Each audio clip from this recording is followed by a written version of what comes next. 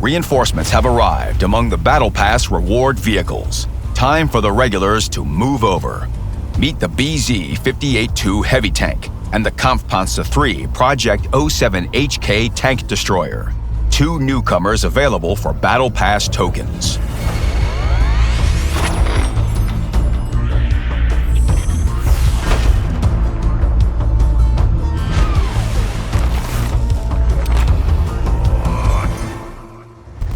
The first in line and the first on the front line is the Tier 9 Chinese BZ-58-2 heavy tank.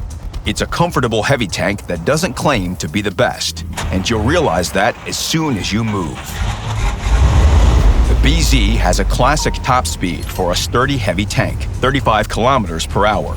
It gets there quickly and can keep up with its heavy comrades. At the same time, the tank is quite massive and armored by all the cannons of heavy vehicles. The upper glacis has 70 millimeters of armor at an excellent slope. The same is true of the sides. That may not sound particularly strong, but the armor doesn't disappoint on the battlefield. And with its turret, the BZ can easily laugh off any opponent. It's big, cast, and has a practical shape. Speaking of numbers, we get 380 millimeters of effective armor in certain spots. But, as with any classic heavy tank, the BZ has a few classic vulnerabilities. Its lower glacis and two cupolas.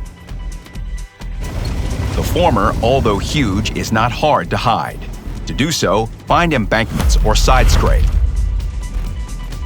And regarding the cupolas, you'll need to play smart. The easiest option is to move your hull rhythmically so that the enemy can't properly aim at them. Or you can find suitable terrain. The BZ has a pretty good gun depression angle, -8 degrees. When it starts playing on uneven terrain, the enemy might not even discover that its turret has weak spots. In other situations, when the cupolas are visible, opponents will need to aim at them carefully, which plays into the BZ's hands. While they're aiming, the BZ bites. And it bites hard and constantly. The 130mm gun literally cuts 520 hit points off the enemy. It gets especially serious when this tank has all the bells and whistles. In situations where everything favors trading hit points, the BZ can easily do so. That's due not only to its alpha damage, but also to its hit points, of which it has plenty, not to stay at the rear, but fight the opponents head-on. The most important thing in such duels is to penetrate. Just lobbing a shell at the enemy is not an option, and penetration might not be enough. You always need to aim. This is where the BZ's greatest accuracy will help. Its value is good, even without the crew and consumables. When you add all the necessities, it gets even better. You should equip this tank in a way that highlights its advantages. For example, improved hardening in its respective slot to survive on the front line, turbocharger to reach positions and roll back swiftly after your shot, and gun rammer in the final slot to cause damage more quickly. In the second configuration, replace turbocharger with vertical stabilizer and shoot comfortably at various targets. Regarding consumables, it's not that straightforward. Repair kit and first aid kit are must-haves, but you better put fire extinguisher in the third slot. The BZ can be set ablaze with just a single shot in its lower glacis, but if you still decide to use improved combat rations, you should first replace hardening with modified configuration, or take care of fire safety with the help of a skill or directive. The BZ-58-2 is a front and center tank. Its place is always on the front line, always in the thick of battle. Due to a number of options for positional play, you'll always be prepared for the unexpected in random battles. That's what the BZ impresses with: simplicity and efficiency. What can be better? Perhaps only the uniqueness of our new tank destroyer. The KPZ-3 Projekt 07HK is a Tier 9 German tank destroyer. Its look is reminiscent of Swedish TDs, and that's the main similarity. We could say that the two modes of this German TD also count, but how they work is more similar to its counterpart, the Kunstpanzer. And this means that the most interesting things are hidden under its hood. The first mode is travel mode. In this mode, the Kampfpanzer has almost no gun depression, average accuracy, and a poor aiming time. Among the advantages, however, are excellent mobility and the highest damage per minute among all Tier 9 tank destroyers, except for the British Tortoise. At first glance, you might think that the only thing this vehicle is capable of in this mode is rolling around and confusing everyone with its appearance. In reality, the Kampfpanzer has a lot to say. Its mobility in this mode is one of its strong suits. Thanks to this, it can occupy key positions, change flanks, and arrive at positions easily to fire at approaching enemies. But the main strength of this vehicle in travel mode is its ability to strike back.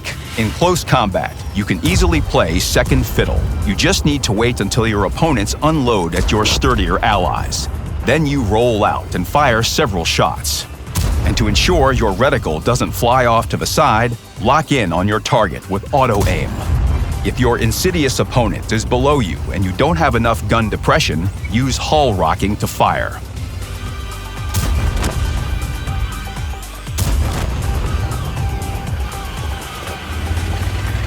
Firing from a distance in travel mode is also possible.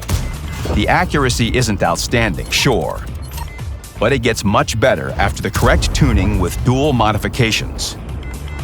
Now the Kampfpanzer doesn't seem so harmless, but it's still missing something. And that something can be found in siege mode. To switch modes, use the X key. Now is when this vehicle reveals a drastically different side. Its mobility and damage per minute will decrease, but you'll get pinpoint accuracy, an excellent aiming time, and, most importantly, a gun depression angle of -12 degrees. Thanks to this, the Kampfpanzer can play in positions that it had difficulties with before. Plus, you can use your armor now. The excellent slope of its upper glacis allows the Kampfpanzer to deflect all AP and APCR shells from guns up to 130 millimeters. That means from almost all Tier 9 heavy and medium tanks. All you need to do is cover your lower glacis and roll back after your shot so that the opponent can't aim at your commander's cupola. Yes, mobility is much worse in siege mode than in travel mode, but it's enough for small maneuvers. However, hiding in bushes in siege mode is very enjoyable, especially because the accuracy and concealment values lend themselves to such a playstyle. Additionally, this vehicle's features allow for occupying the most unusual and safe positions. Other TDs will fight for a spot near a rock, but all spots will suit the Kampfpanzer well. These two modes not only give you a choice, but they also allow you to adapt to different combat situations. So don't be afraid to experiment and switch modes when you think DPM is more important in a particular situation than high accuracy, and vice versa. But remember that switching modes takes 3 seconds. During this time, you're the most helpless, so it's important to pick the right moment for a safe switch. But if it so happens that you get spotted in siege mode, for example, it makes sense to try retreating in that same mode. The only things that remain the same in both modes are average damage and penetration. The APCR and heat shells travel quickly and penetrate everything at the same tier. But the HE shells are truly hardcore. 460 HP of damage and 120 millimeters of penetration. Their velocity is also decent. So if you face another paper-thin heavy, don't be shy to remind them of that. Depending on how you're going to play on different maps, you need to think through your equipment choice.